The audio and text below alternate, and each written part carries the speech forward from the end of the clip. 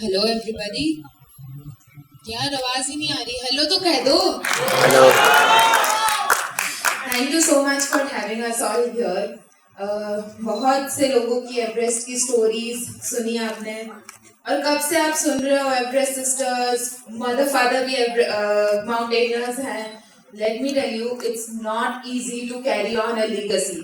बहुत डिफिकल्ट है ये, बहुत प्रेशर होता है जब आपके फैमिली में ऑलरेडी सक्सेसफुल माउंटेनियर्स या किसी भी फील्ड में सक्सेसफुल पर्सनल्स होते हैं और आप वही फील्ड को आगे लेके जाते हो।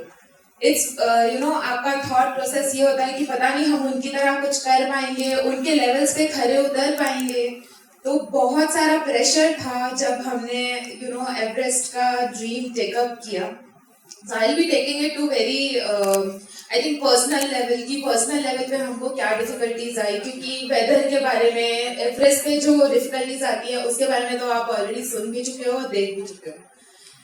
सो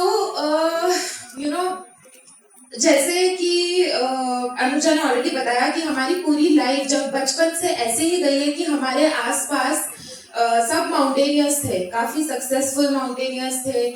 बचेंद्री पाल जी भी काफी क्लोजली एसोसिएटेड रही हैं, तो हमेशा से यही सब स्टोरीज देखी, उनको सुना, उनको देखा।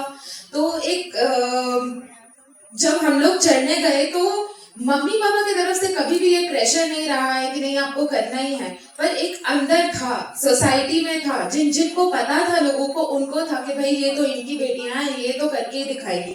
तो वो एक फेलियर का प्रेशर हमारे अंदर बहुत ज्यादा था कि हम पता नहीं क्या होगा। पर salute to all those people जिनके अटेम्प्ट्स लगे हैं एवरेस्ट करने में, जिन्होंने ये डिसीजंस लिए हैं कि भाई नहीं, यहाँ से हमें वापस जाना है, यहाँ से हमें रिटर्न जर्नी प्लान करनी पड़ेगी, हम वापस आएंगे।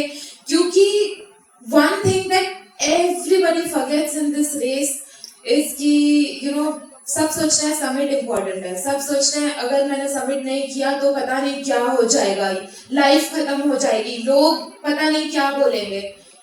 इट डजंट मैटर रियली, जो भी होता है इट्स ओके, लाइफ है तो वापस कर लेंगे। So a big salute to all those people जिनके अटेम्प्ट्स लगे हैं, क्योंकि मुझे लगता है कि शायद अगर उस पॉइंट पे मैं भी वहां होती तो पता नहीं क्या करती, शायद मैं डिसीजन ले पाती कि वापस रिटर्न हो जाना चाहिए after all that we have put इन।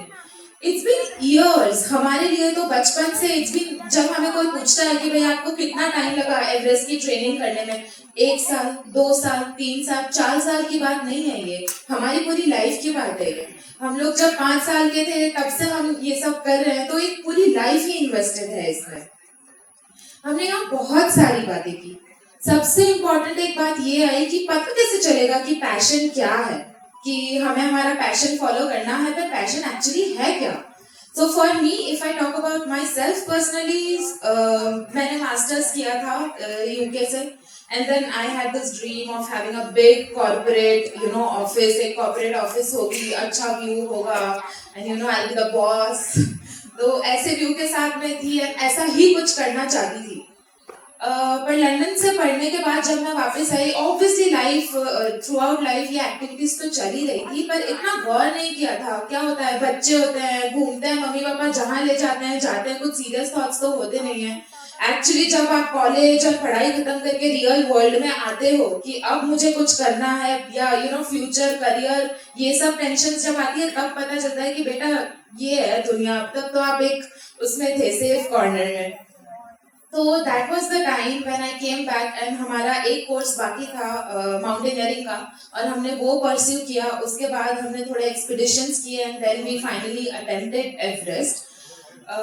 तो वो टाइम था जब पता चला कि I think that was when it hit me कि this is my passion. I do not want a corporate office, I do not want 9 to 5, मुझे किसी की बॉस नहीं बनना है, मुझे अपनी बॉस बनना है, and I just want to do it anyhow, no matter what happens. So that is how मुझे पता चला कि मेरा पैशन क्या है एक्चुअली में। So I think like we all were discussing कि भाई अलग अलग चीजें अगर आप ट्राई करोगे, डर सबको लगता है, Right now, trust me, I'm trembling from inside, standing in front of you guys and saying things, क्योंकि I think like we all agree the mountaineers कि भाई हमारे लिए शायद climbing ज़्यादा easy था यहाँ खड़े होके ये बोलने से.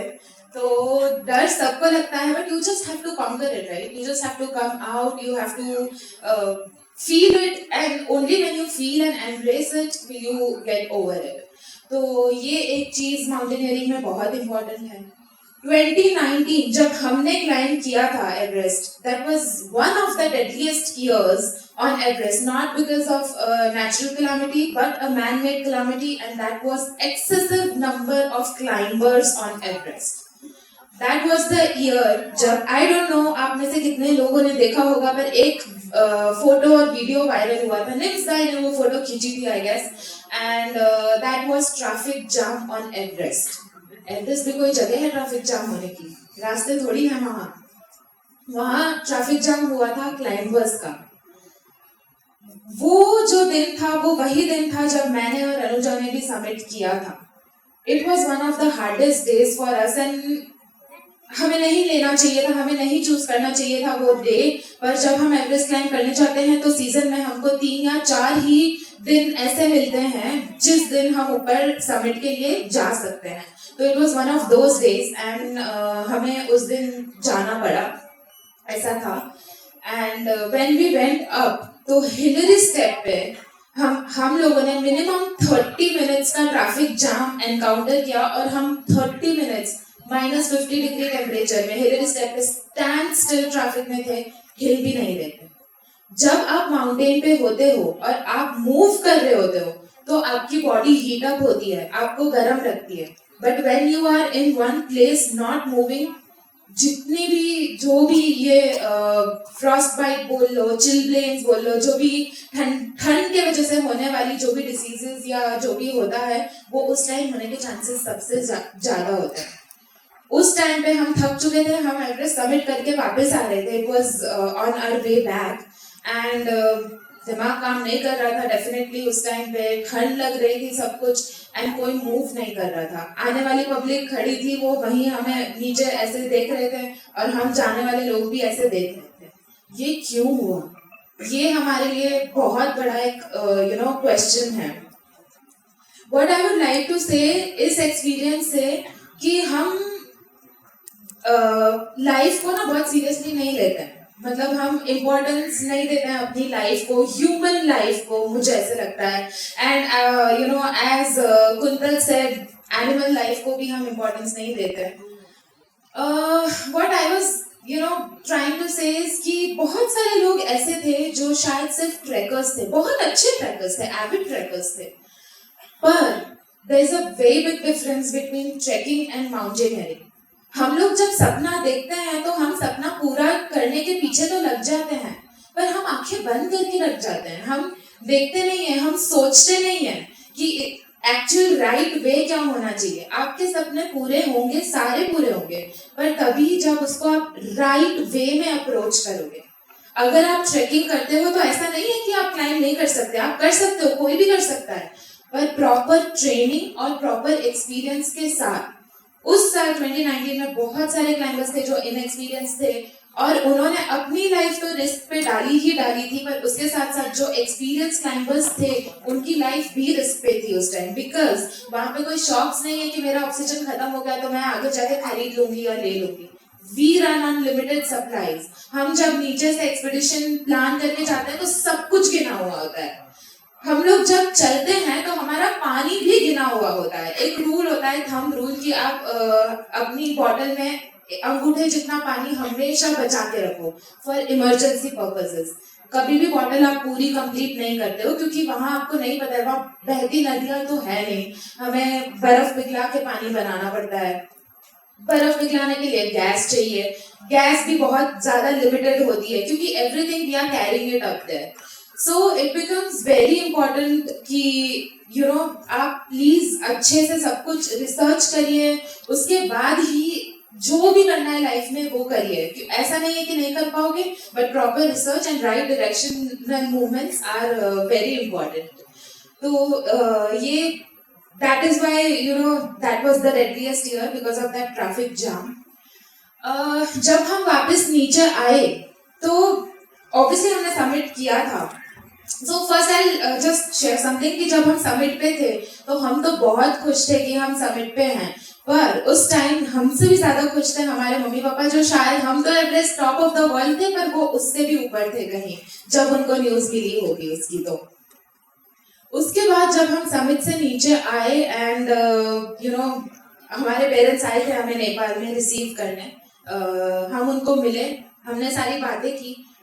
खुशी नहीं थी अंदर, मन में हमारे खुशी नहीं थी कि you know we submitted, wow हम you know first Gujarati sisters हैं टू बी ऑन टॉप, या second sisters in the world हैं टू बी ऑन टॉप. ऐसी कोई खुशी नहीं थी अंदर, क्योंकि सारे दोस्त आसपास के लोग, कोई हॉस्पिटलाइज था, किसी को फ्रॉस्टबाइट हुआ था, किसी की डेथ हो गई थी, बहुत सैड न्यूज थी आसपास, बहुत ही ज्यादा सब कुछ यू नो अच्छा नहीं जा रहा था. तो खुद की ये अचीवमेंट सेलिब्रेट करने का हमें वहां तो मौका ही नहीं मिला. हम बस अपने दोस्तों के साथ थे उनकी तकलीफों में.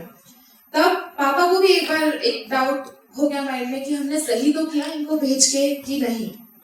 But that is where you know experience and whatever you have learn comes in place.